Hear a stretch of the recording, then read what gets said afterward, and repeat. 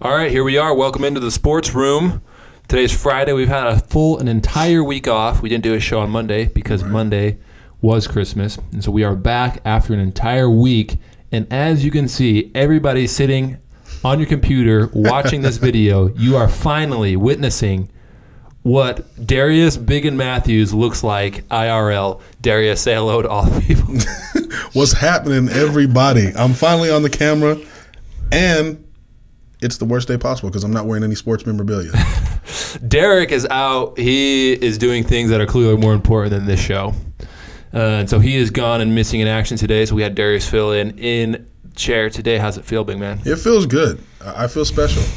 My face is being seen. I feel like this essence of power. I mean, like, we're just like amateurs, so it's not like we like have like a makeup room where you have to go sit and get your makeup done, right? Something like that. No one tells you what to wear. No you highlights. Just wear whatever you want, right? So you feeling like a big shot now? I am feeling like a big shot. Well, so listen, I want to take this moment to explain everything that's going on here because I've had a few people mention to me. Yep.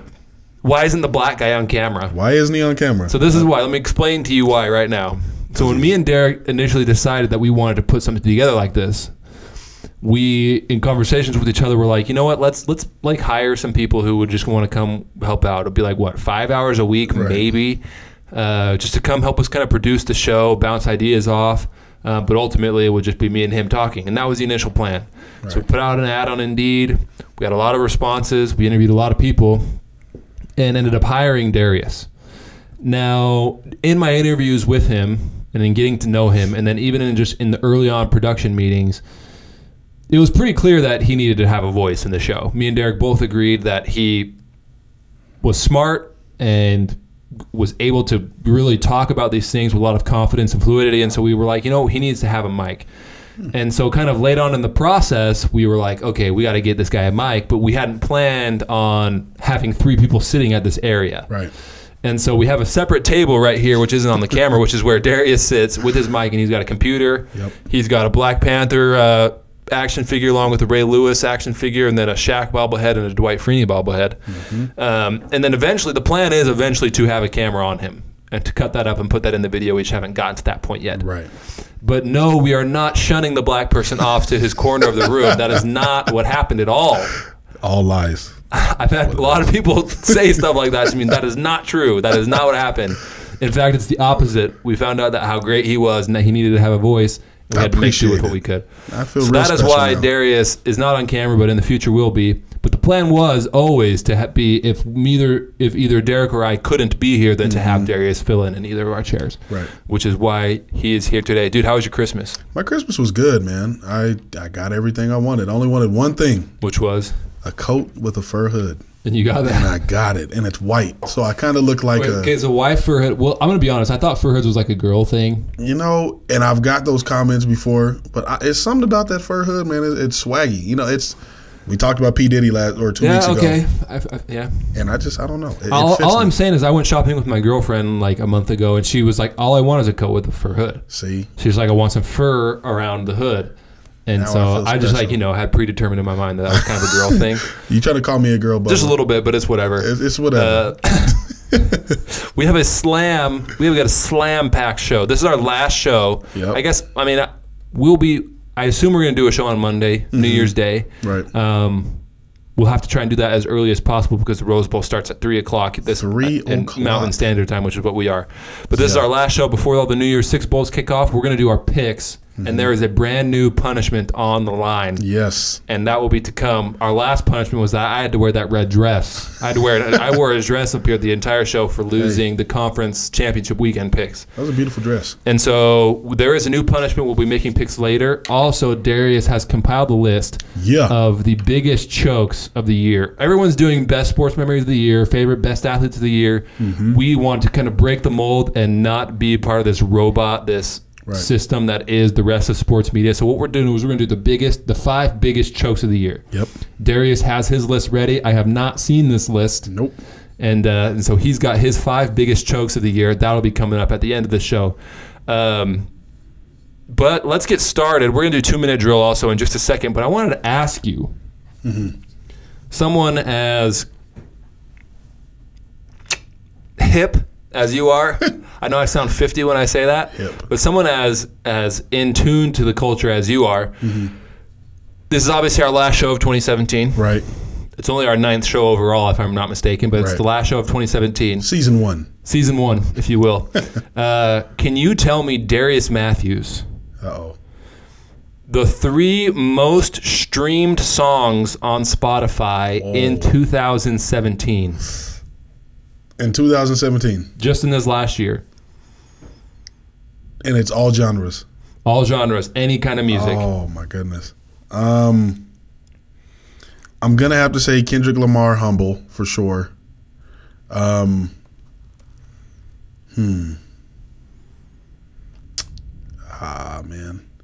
So this is number 3. That's number 3. So I got one right. You got one right. I got one right. Okay. So what's the country singer's name? He's young. I don't know. Bryan? Not Luke Bryan. I mean, I don't listen to country. He's not like really country. He's like pop. I couldn't tell you. See? I got no idea. I would have to say that. Man. So this right here, this is number 2. Which I thought. Is this Despacito? This is Despacito. I thought this was number 1. Yeah, I thought it was far and away number 1, but I was wrong. This is number was 2. A thought. I didn't think to say this because I figured this would be like the main one. Right. Oh yeah. This doesn't surprise me. Yeah, this is number 2. This was the 2nd most streamed song. I think this was the most watched video on YouTube. I've never seen the video. Me neither. I know that I heard this song at least 10 times a day, and I was like, I'm over it. I'm done. I would say that I was going to say Gucci Gang by Lil Pump, and thank God it's not. Oh my gosh, I can't stand that song. How do you say Gucci Gang 126 times in the song? I don't know. Anyway. But the number 1. The number 1 most streamed song. I'm assuming it's country. On Spotify, it is not country. It's not country. It's not.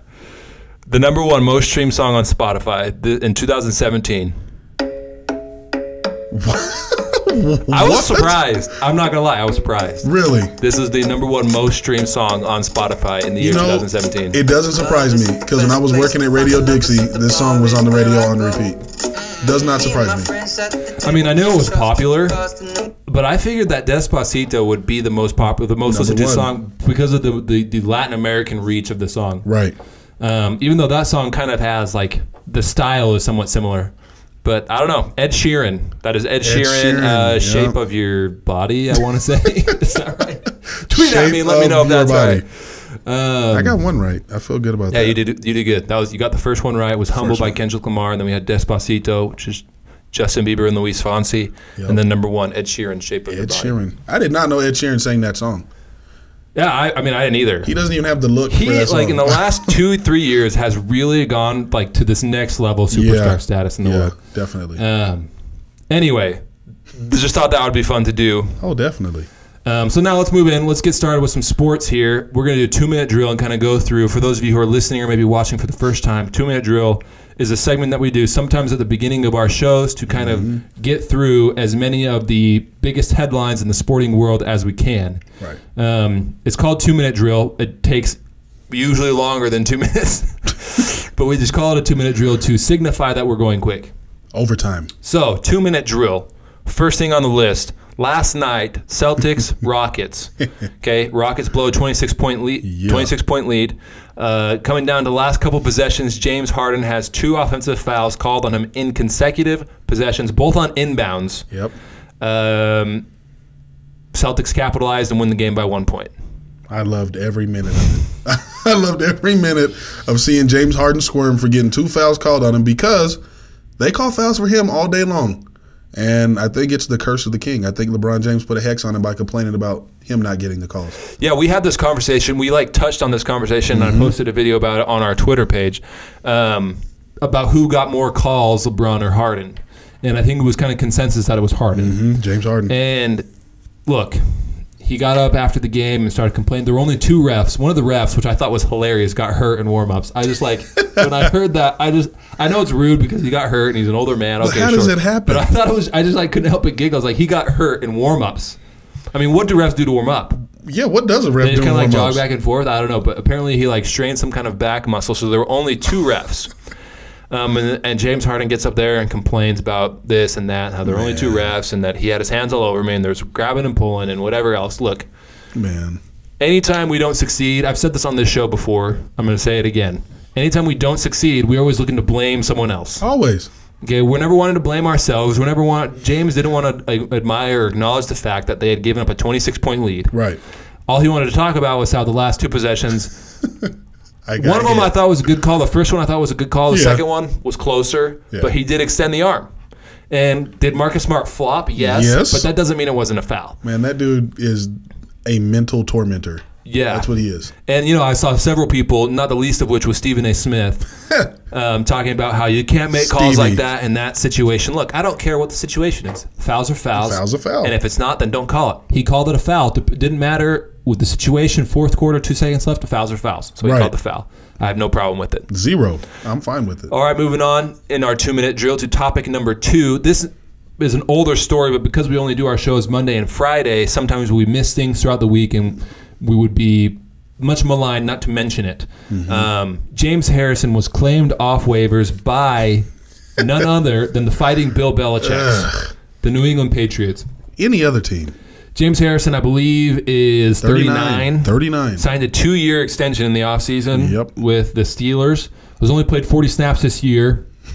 They cut him. Patriots snapped him up pretty quick. He's had some stern words about it. Your thoughts, Biggen? I mean, I get where he's coming from. I think his words hold more water if he's 28 years old or 30 years old. James, you're 39 years old. So if you're crying about getting playing time, first of all, I watched this dude play this year. He is about 4 or 5 steps slower than everybody else around him. He's worse than Ray Lewis was in his last 2 years. He is. I mean, he's big and strong. You're great in the weight room, James, but you're not that guy anymore. And to be honest with you, I don't mind the Steelers cutting him. Yeah, that's what happened. I feel like that's what happens when you get old. He posted these videos on, I believe, Instagram. A few weeks ago, him working out, squatting 1,000 pounds, or eating a car for lunch or something like that. And he was talking about, how can they sit me on the bench? They're going to sit me on the bench. Yeah, man. Look, you're strong. We get it. We've seen all the videos of you doing your postseason or your offseason workouts. You're strong. When you get old, it's not that you stop being strong. It's that you stop being able to move, James. And so I don't blame the Steelers for cutting him, and I also don't blame the Steelers or the Patriots for signing him. This is classic Belichick. Yeah. Okay, this is him getting in the head of the team that he knows he's going to have to play in the AFC Championship game. That's why he wins. He's a smart coach. Is James Harrison going to go out there and compete and play and make a difference? Probably not. No. I'd say the chances of that happening are really Slim. little. Yeah. He's a good player and can play, I don't know how many snaps a game, but he's not going to be an every down pass rush kind of guy. No.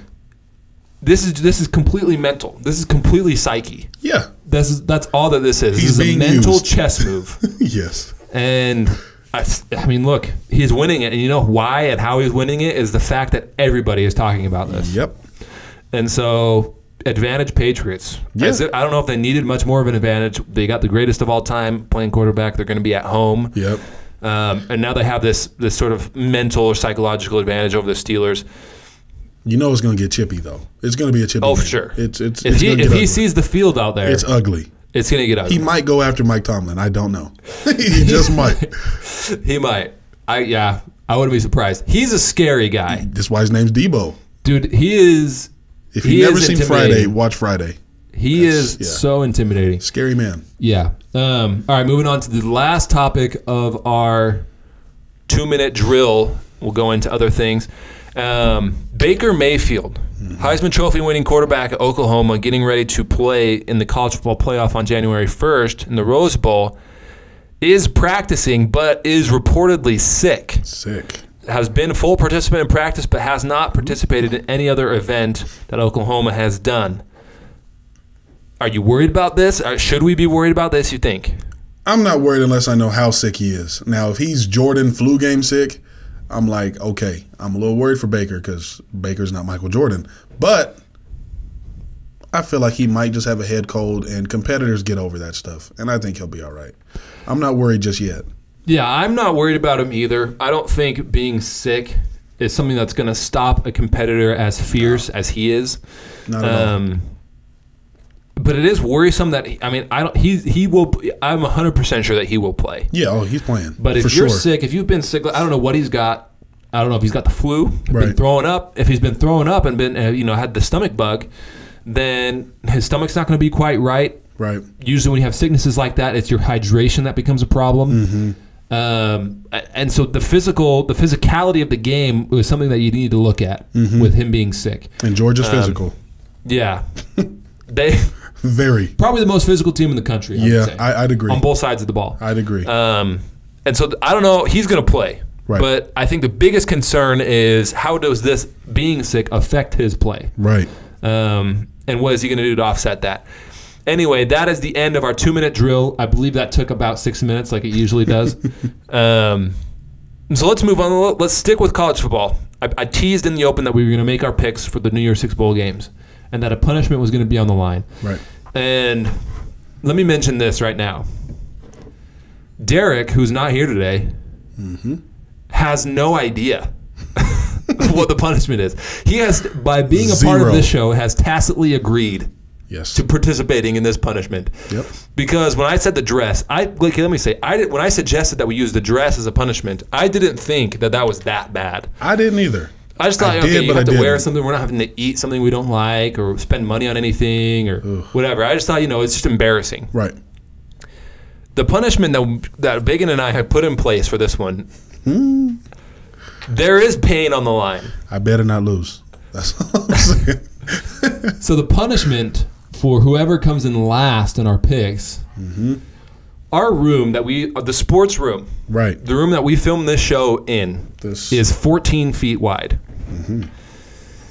Ooh. And the person who loses will stand at one end of the room, and the other two at the other end. Whew. And the two who did not lose will take turns slamming ping pong balls into their back. Yeah. And I have a feeling that if Derek had been here and had known that was what we were going to do, he would have vehemently disagreed with that. Definitely. As he has pretty much every other punishment we have ever suggested. Yes. So, and by not telling him, this is the fact that I have now said this as we are recording makes it law. It's law. This is what it is. He signed a contract nonverbal. And like I said, by being a part of this show, he has tacitly agreed to all of this. That's it. And so that is the punishment. Right. Losers got to stand up there and take 5 shots from ping pong balls from the other two. Yikes. That's going to hurt. It's going to leave some welts, I think. Just a wee bit. But look, we're men of our word. I wore a dress up in here. That's right. Okay, if you want to find videos, you can search back on our Twitter feed or you can go to our YouTube channel. You'll see videos of me sitting up here wearing a dress. Too. And there's a picture on Instagram. There's a picture. And so we will do it. And so that is what Derek will do should he lose, whether he agrees to it or not. Right. All right. And so Derek is not here, like I said, but he did text me his picks. Okay. So I have his picks right here. So what we're going to do is we're going to do the New Year's 6 picks. Okay. So all the New Year's 6 bowls, we'll pick winners. Whoever has the worst record gets the punishment. We used to call this segment Tiebreaker. Right. And that was called that because Tyler Robinson, who worked with us, who was our social digital media guy, did not know a whole lot about sports. Right. And so the idea was that he would pick, and then if anybody finished worse than him, then they would do the punishment. That's how I wore the dress. Tyler is pursuing other career opportunities right now and is doing other things and is no longer working with us. So it's no longer prudent to call it the tiebreaker. So what I have named it myself without discussing it with the other two, I'm going to name it picks or punishment. Okay. P. So you either make your picks or you get the punishment. Right. So let's get it started. Biggen. Tonight is the first New Year's Six game, the Cotton Bowl. 8:30 Eastern Time on ESPN. That is USC versus Ohio State. Ohio State is a 9.5-point favorite. Biggen, your pick is? Ohio State. I'm going with Urban Meyer. I like USC. They showed up this year. They were better than the last 2 years. But at the same time, to me, USC is still too inconsistent. And Urban Meyer, I feel like, as Ray Lewis would say, is pissed off for greatness right now. He just got booted out of the playoffs, right? behind this Alabama team that nobody felt should have got in. They felt Urban Meyer and his boys should have been in. They proved it. They earned it. So you know Urban Meyer's hot, and you know Ohio State is hot. And I think they're coming for USC, and I think they win by 10. Yeah, I'm going Buckeyes as well. Yeah, Buckaroos. Look, I think the ability to run the ball is a difference. And Ronald Jones, USC's running back, has had a really good year. Yes, he has. But listen, I'm going to tell you this right now. There is not a single defense outside of maybe Washington. There's not a single defense in the Pac-12 that knows how to defend the run. There just aren't. There's just none. Not one. There aren't any. Utah used to be able to. Can't they anymore. Used to be able to. Can't anymore. Too slow. Yeah. And so, look, Ohio State's going to be able to run the ball on these guys. Oh, yeah. And definitely. I'm not sure that USC will be able to run the ball in Ohio State. They're a much more athletic and tougher team than, as far as their front seven goes, a lot of people will give them credit for. Oh, yeah. Their physicality on defense, I think, will throw off whatever USC's trying to do on offense. Yeah. Sam Darnold, I mean, I understand, look, he's a huge NFL prospect and is a great player, but he is a redshirt sophomore. Right. And it is still young. And I know he played in the Rose Bowl last year and played well. He did. But he's playing against Ohio State. This is a fast, athletic defense that gets after it. I just don't see any way. I think Ohio State is so much better coached than USC. Urban Meyer he is so tough to beat when he has time to prepare. I'm going Ohio State. Derek is also selecting Ohio State. So we are unanimous on Ohio State. So none of us will lose ground on the game tonight. Okay. That's good. Next game up, the Fiesta Bowl, 4 Eastern time on New Year's Day. That is on ESPN. Washington versus Penn State. Penn State is a 2-point favorite. Biggen, your pick is? You know, my man, I'm going to have to go with Penn State. I've been a fan of Penn State all year long, and I just love what Coach Franklin's done with the program. The past 3 years, he produced a fat kicker who was famous. I mean, that's the funniest thing. But I just feel like Saquon Barkley is going to go off in this game. And Washington, don't get me wrong, they're a good team. They have a good defense. They have really good pass rushers. They do not, however, have a great run-stopping defense, and they haven't since Danny Shelton was in the middle. So I think Penn State runs all over these guys, and I think defensively Penn State shuts these guys down. I say 21-10 Penn State. Okay. So Derek, let the record show, Derek is also picking Penn State. Man. I'm going to go Washington. Uh-oh. And so this is our first disagreement here. I'm going to go Washington. I feel like Penn State on offense, they have playmakers. They've got McSorley. They've got Barkley. Jake Browning, I think, largely has been disappointing this year. I think a lot of people preseason would have mentioned him in a lot of Heisman talk. And like I said, he's been largely disappointing.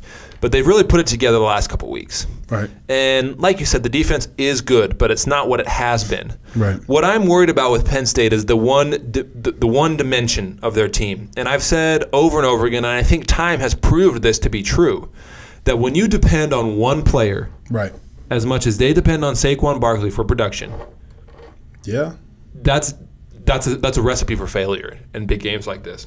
Yeah. Especially when teams, I mean, Chris Peterson's a great coach, and given time to prepare, I think can prepare for something like this.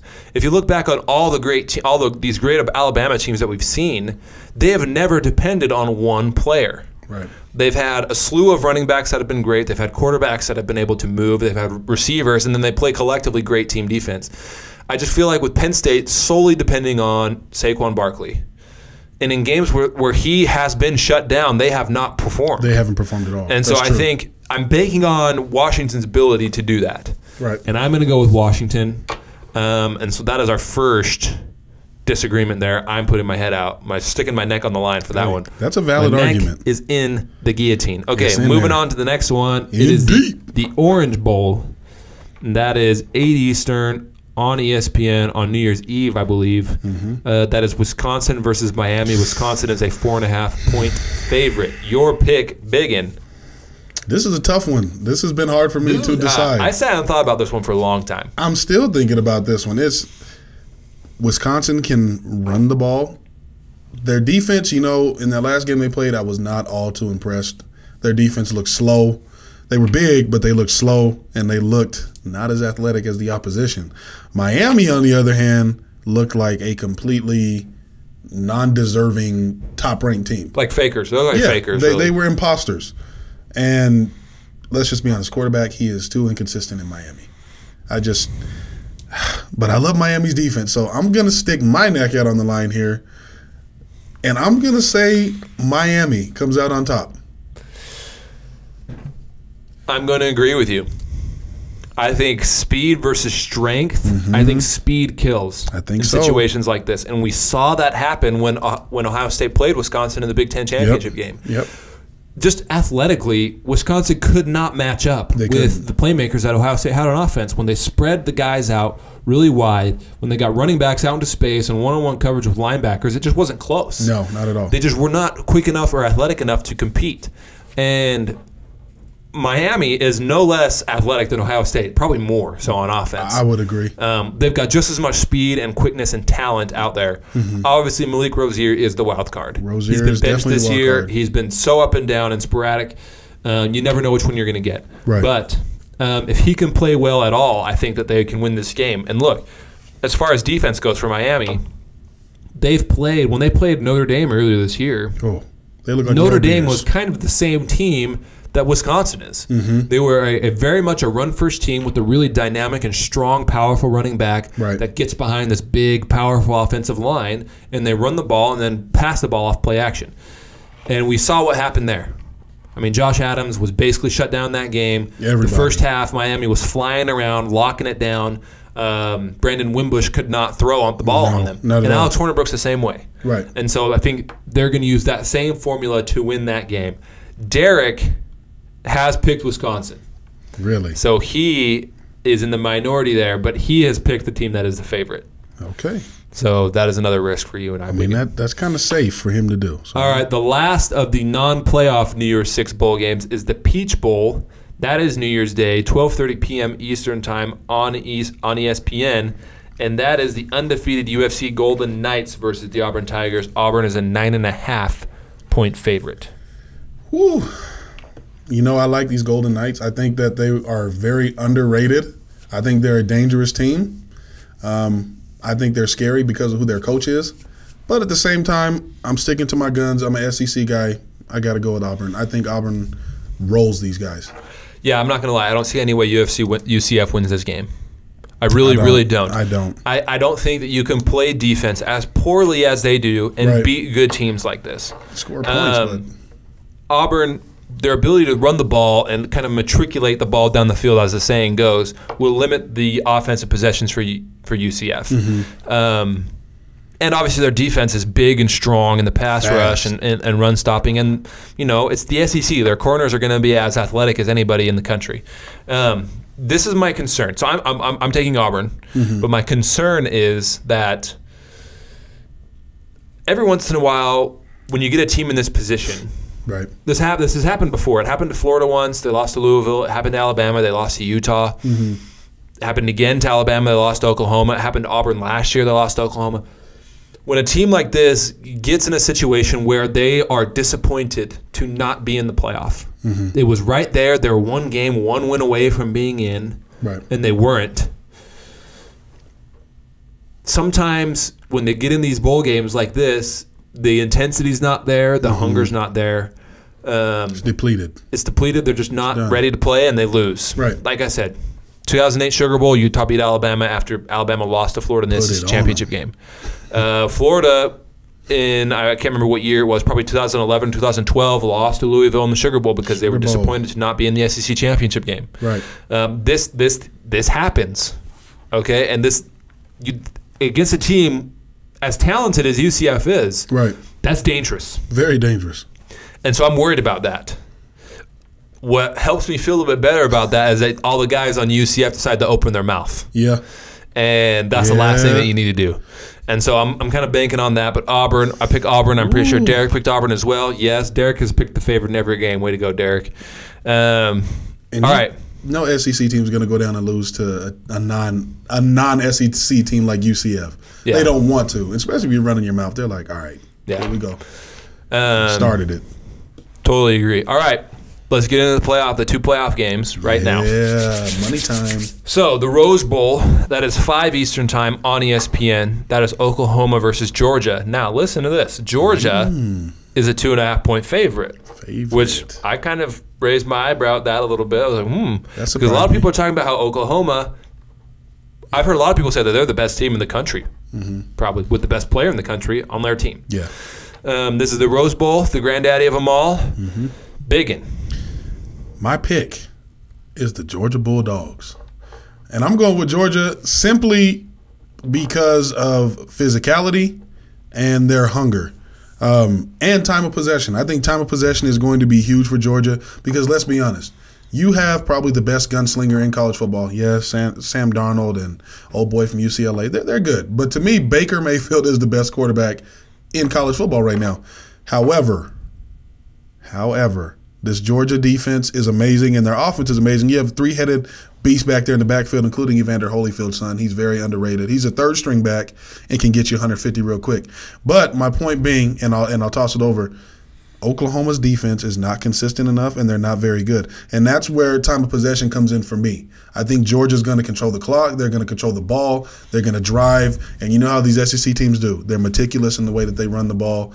They just pound you 2 or 3 yards at a time, wear you out, beat you up, and before you know it, you got 5 minutes left in the second quarter, and you're still in the same possession. So I got Georgia.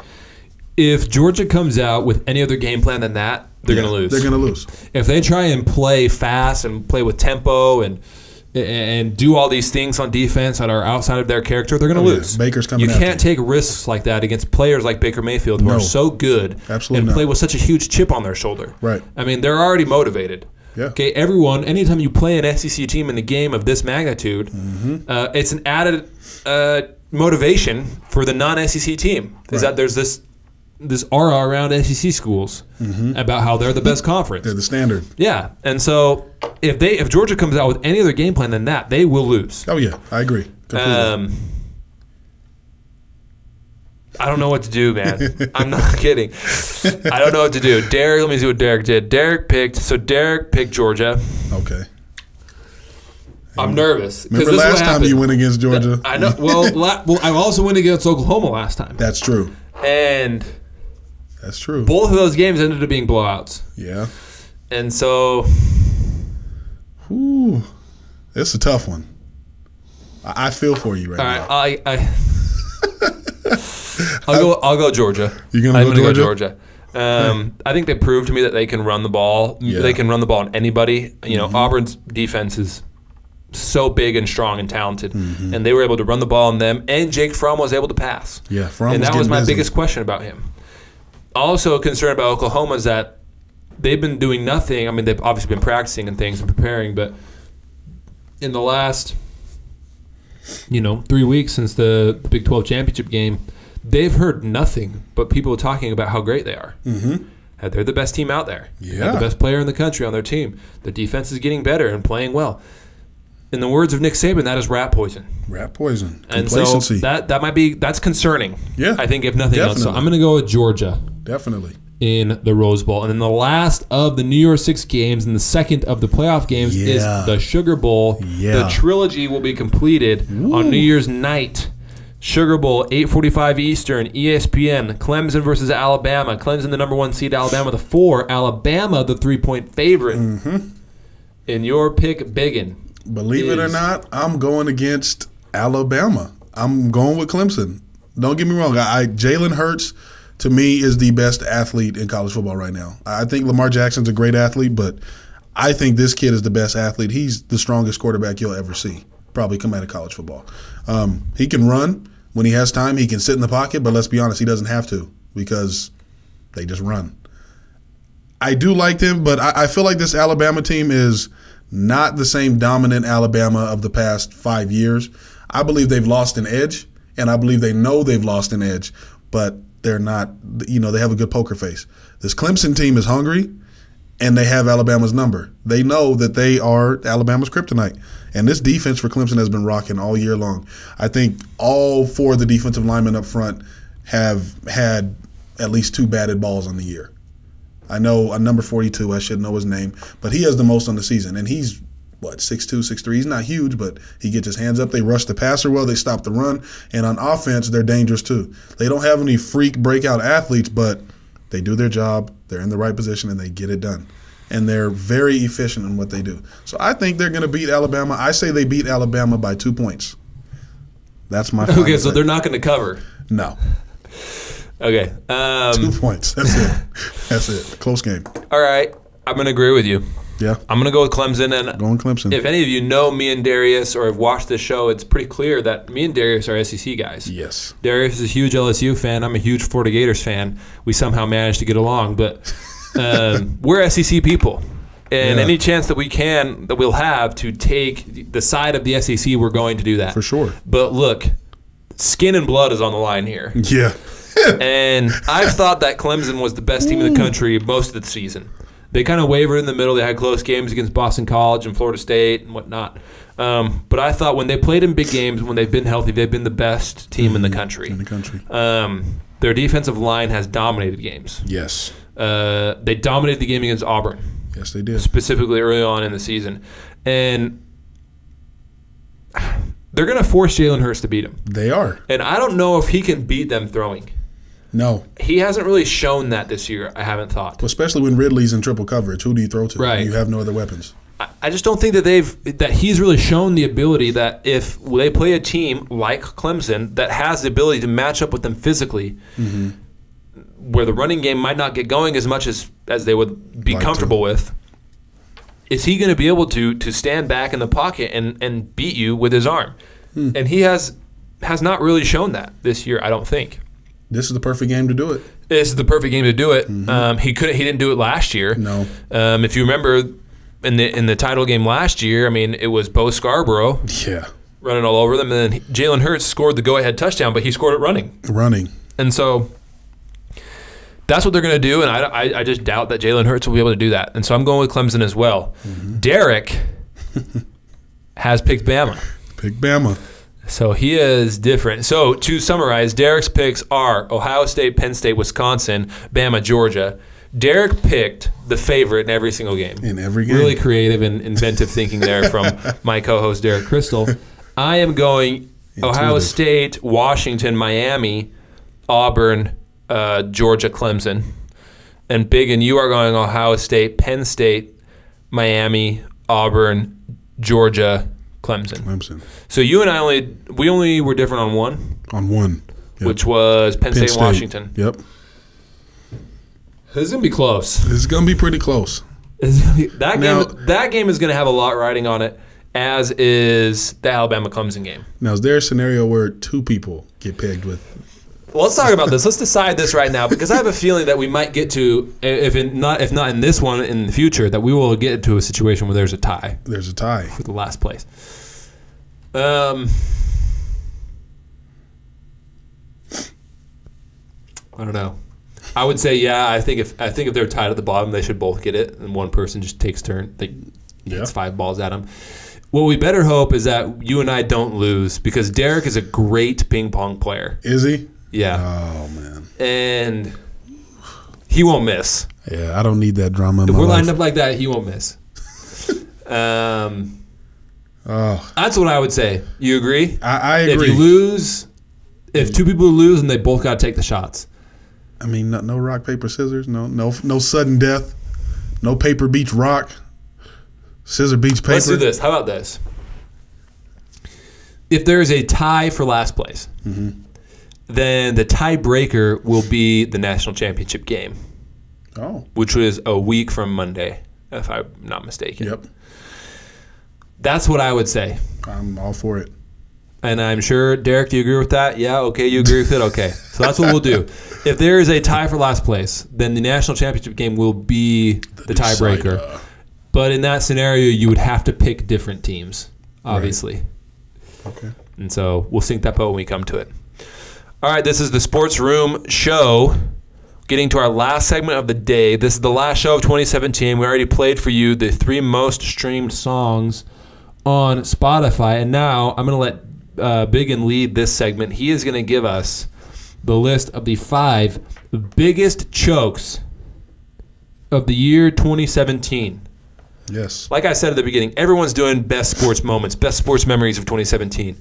We're going to do biggest chokes. We're going to do the exact opposite, the biggest blunders of the year.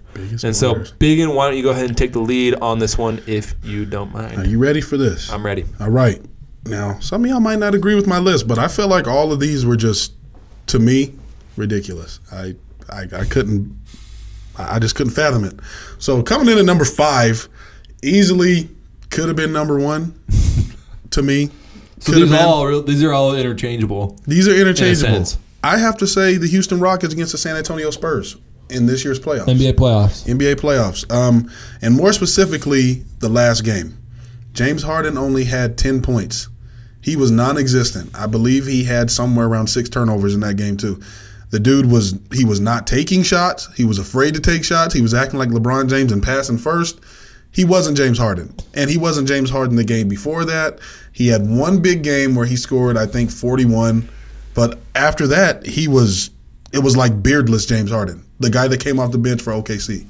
That was shocking. It was terrible. I mean, I remember that. And thinking back to that game, I remember just feeling like, yeah, where are you? Yeah, what is he doing? It was almost like, it honestly felt like he was throwing the game. That's what it seemed like. He wasn't doing anything. 10 points. I mean, this is a guy who nearly won MVP over a guy who averaged a triple-double. That's how great James Harden was last year, and he's been basically the same this year. And to show up in the biggest game of your career, basically, I mean, I guess he played in some finals, but showing up in a playoff game as big as that one was and laying an egg. Yes. The way he did. Ostrich-sized egg. That was... Yeah, that easily really could have been number 1 because that I felt embarrassed for him. I did too. And he was getting killed the next day. No, we suck again. Yeah, that's what it was. Like, I didn't understand what was going on because to me that San Antonio team had no business beating Houston. Houston wasn't really loaded, but they shouldn't have beat Houston. James Harden was just not himself. And they were only down 3-2. That's a game where you have to play lights out and you only score 10 points. Maybe he should have shaved the beard that game. Yeah. I don't know. All right. Anyway, that's number 5. Coming in at number 4, the Cleveland Indians. Everybody hyped this team up in the playoffs. They thought they were going to get back to the World Series, thought they were going to win it this year. Not so. You're up 2-0 on the Yankees. Yankees come back and win 3 straight games. How do you let that happen? Yeah, I heard before the playoffs, guys like Buster Olney and Tim Kurkjian and Ken Rosenthal talking about how this Indians team was one of the best teams they can remember seeing. Right. With the dominance they had in the pitching staff, Corey Kluber, Cy Young candidate. Did he win the Cy Young this year? I don't think he won in the AL. I don't think he so. did, didn't he? I'll look it up really quick. Yeah. But, fact check. Yeah. With the pitching staff that they had, Francisco Lindor really was an MVP candidate, as was Jose Ramirez. Right. There was no excuse to losing to a team like the Indians. And they had that, 21 game winning streak? Yep. Or was it just 20? A 20-something game winning streak. Right. And the fact that you show up in the playoffs and lay an egg like that, they really should have lost game 2. Yeah. That was that was too close. That was just an utter collapse from a team that had been to the playoffs before, or that had been to the World Series the season before. Had a 3-1 lead in the World Series. Yeah, they choked twice. Yeah. So they were. Yeah, that was a huge disappointment. The Indians in the playoffs, that was a very, very big disappointment. I guess it's karma for making fun of the Warriors for choking against the Cavs. All right, coming in at number 3. These next 2 are very similar, and I promise you it's not because of it was Corey Kluber won the Cy Young this year. Kluber, okay. All right, go ahead. Number 3. Number 3. Auburn blowing a 21-point lead against LSU. Auburn was running my Tigers into the ground. It was so bad I turned the game off. I was hot. Everybody's like, Darius, you watching the LSU game? All nonchalant because I hadn't been able to watch it yet. And I'm like, no, let me go check the score. 21-0 Auburn. I'm like, oh, I'm not watching this. I'm hot. I'm going to throw my cell phone. I tune back in. LSU has won the football game. Now, yes, I'm an LSU fan, but Auburn, how do you blow a 21-point lead? On a at the time, LSU was not a very good football team. Right. They had lost already to Troy. They had scraped a win against Florida, and then were kind of on the way back, it seemed like. Mm-hmm. And this was, I don't know. Yeah, I totally agree. That was I fell asleep during that game, if I remember correctly. Yeah. Watching it, fell asleep because I thought it was done. Mm-hmm. And never once in my mind did the thought enter that LSU would win that game. Exactly. And that really almost killed Auburn's season. Yeah. They were still in a position to get into the playoffs at the end of the season had they beaten Georgia, but they would have been the first 2-loss team to ever be in. Yep. And so, wow, yeah, that was pretty shocking. Coming in at number 2, LSU again. LSU showed up twice for 2 different reasons. Losing to freaking Troy. You spend $900,000 to play a team that is not ranked, that you have no business losing to, Ed Ogeron, and you go out and they jump out on you 23-0 in the first half. Troy. I'm looking forward to seeing what you have at number 1 because that I mean, to me, that's the biggest choke. I guess I know it's number 1, but that was so garbage, despicable. Yes. And look, I'm a Florida Gators fan, and then just a couple seasons ago, the Gators lost at home to Georgia Southern. That was as painful as that was so embarrassing. Yeah. That was so embarrassing.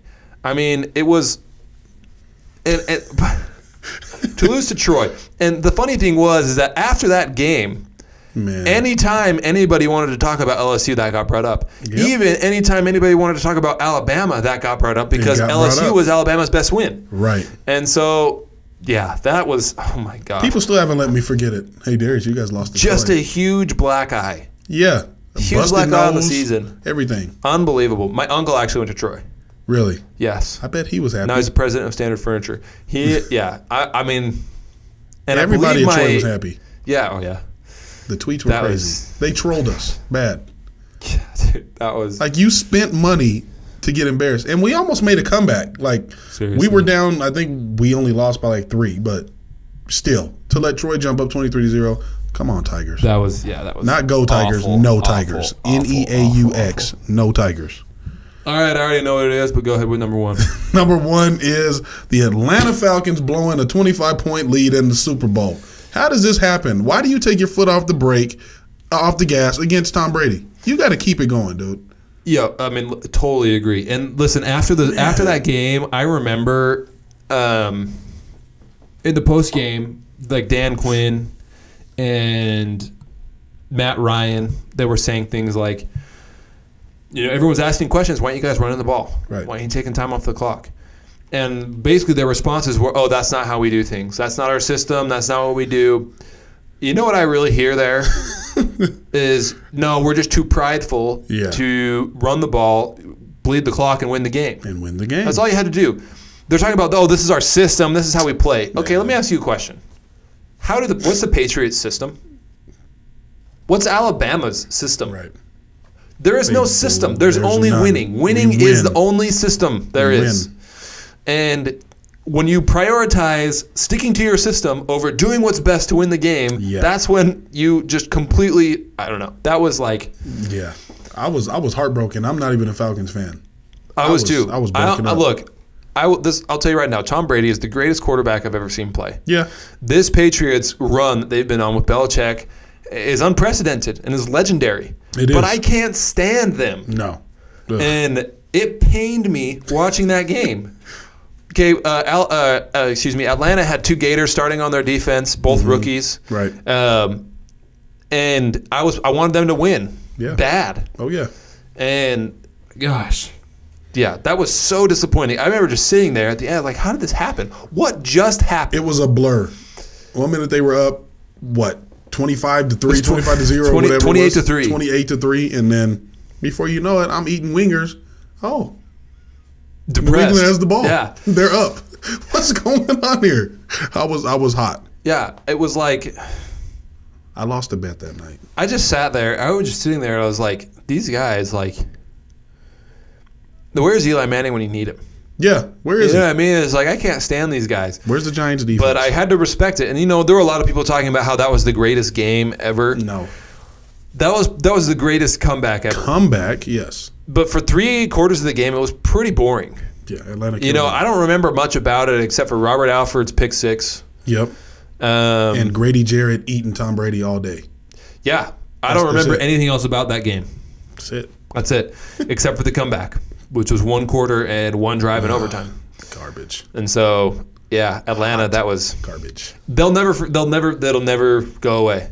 I don't think they ever Matt get back. Ryan can win the Super Bowl for 4 consecutive years to end his career. Mm-hmm. This will never go away. Never. This will never go away. You blew a lead, dude. Dude, not only did you blow a lead, you blew the biggest lead in the history of the Super Bowl. Yeah.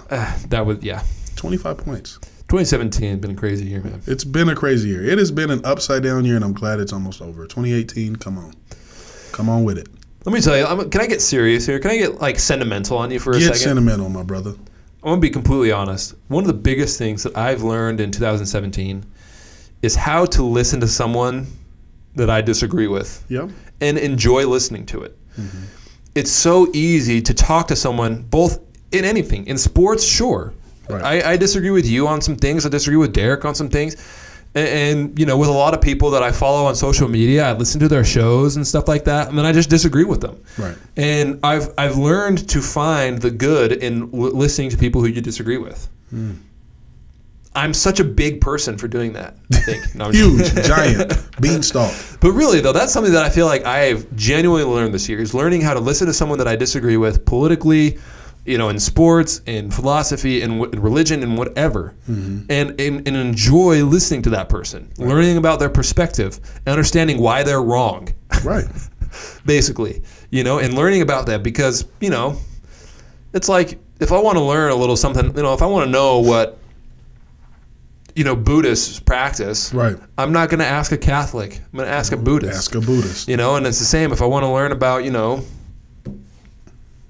certain aspects of politics, I'm going to ask someone who believes those things instead of just staying in my echo chamber of hearing the same things over and over again. That's something that I've learned this year, both in sports. I mean, listen, I'm going to tell you right now.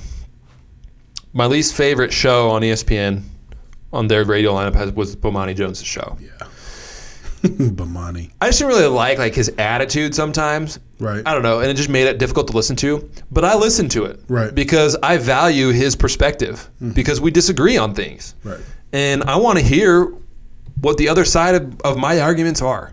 Mm-hmm. And so that's something that I learned in 2017. Look, everyone's going to badmouth 2017. It's been a tough year. It's been a rough year. It's been a tough year for a lot of people. Mm-hmm. But I bet if everyone did what I did and just thought about, what did I learn this year? You're going to learn something good from what was this slow motion car wreck that was 2017. Yeah. This has been the Sports Room Talk Show, the sports show that actually talks about sports. Thank you so much for joining us and listening today. Big thanks to Biggen for filling in for Derek. If you like watching this, subscribe to our channel. We'll post full shows like this that are 30 to 45 minutes long, and I'll also post 5 to 6 minute clips of the show. You can also follow us on Twitter @_the sports room _ Biggen and I both kind of manage and operate our Twitter account. Mm-hmm. We're up past 5,000 followers now. 5,000 followers. So get on Twitter, follow us, and you'll see clips, other clips that won't be on YouTube. You can follow us individually on Twitter. Our links are in the description of the official show. Mm-hmm. If you'd like to get in contact with us, you can. Okay, email us at thesportsroomtalkshow@gmail.com, and we will, you have my word, we will email you back. Thank you so much for listening and downloading our podcast today. Have a great New Year's, a safe New Year's. We'll see you back here on Monday, on Playoff Monday. Thank you so much. Peace out.